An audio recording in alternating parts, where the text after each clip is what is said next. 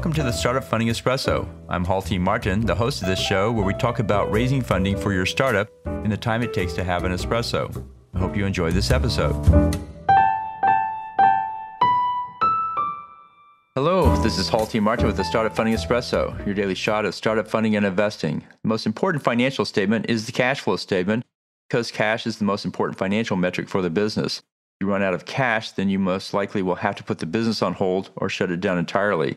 There are two ways to account for cash, cash-based accounting and accrual-based accounting. As a startup, you'll want to focus on cash-based accounting as it matches expenses with cash more tightly. The cash flow statement will give you a runway number of months of operation.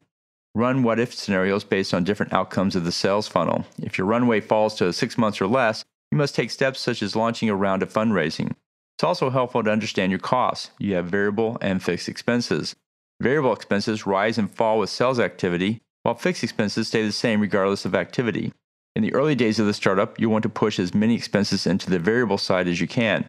As you grow larger, you want to move from variable to fixed expenses as the overall cost will be lower. Thank you for joining us for the Startup Funding Espresso, where we help startups and investors connect for funding. Let's go startups into today. Halti Martin is the director of Investor Connect, which is a 501c3 nonprofit dedicated to the education of investors for early stage funding.